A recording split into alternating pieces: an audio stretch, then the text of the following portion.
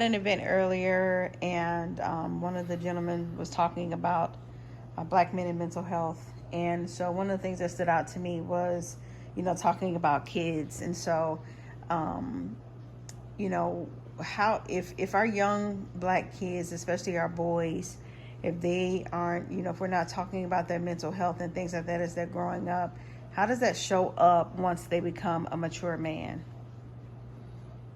Um,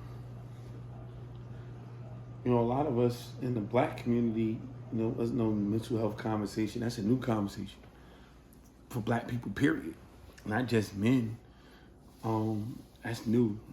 Hopefully it's not a trendy thing, but that's new. Nobody wasn't talking about that shit when we were growing up.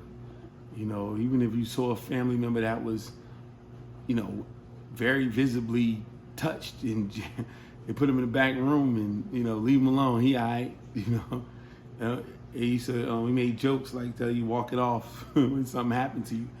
Then it got even real, like we talk about the boys.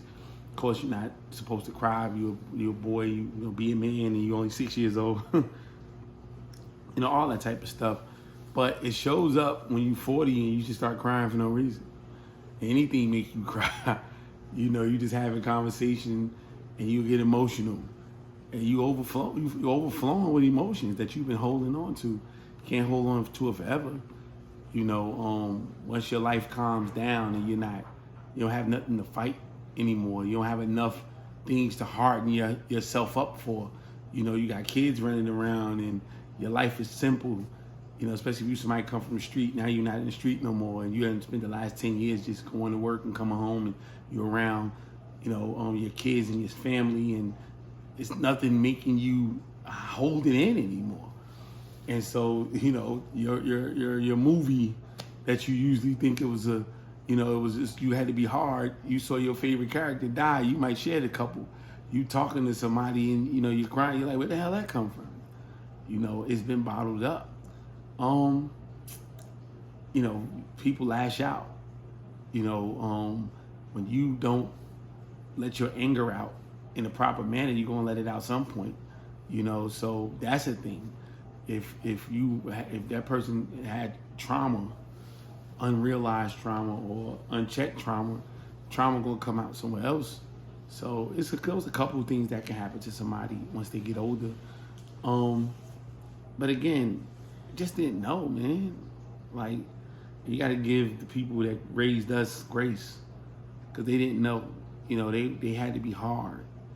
They had to be very, very hard. Like ass whoopings, man. Like when you start to realize that, I still think some kids actually need one.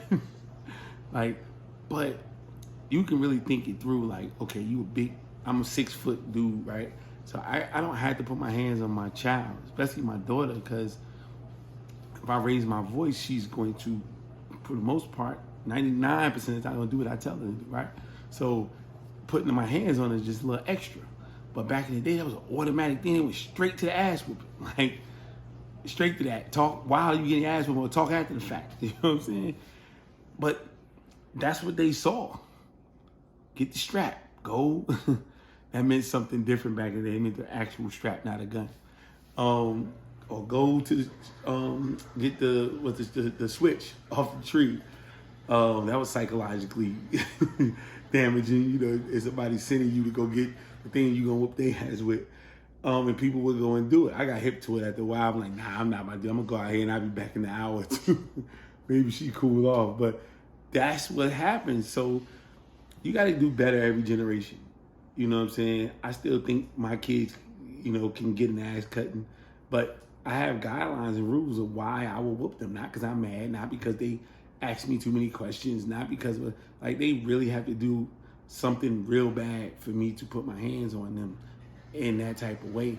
And it's still not going to be from an abuse perspective. It's a correction scenario, but that's very seldom happen. And it's just up to seeing how they turn out with doing it this way. But they won't be suffering from that level of trauma. Now, every generation has their own problems. So it's problems that I don't know about. Maybe they got problems coming from going through the pandemic. we don't know how the pandemic looked from their eyes, being in school, online learning, all that stuff like that, cyberbullying, all the bull crap that they went through.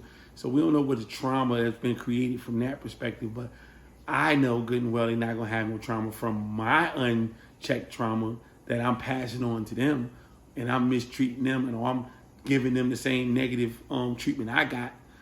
That's not something that's gonna happen. And I think that's the best that we can do, is not pass on the trauma that we got from our generation or our upbringing to our kids, and be there for them the best we possibly can be, to defend them and to be on their team when it's time to fight whatever problems that they're going to face in their own situation. That's all we can do. But I think if we do that, we're on the right track.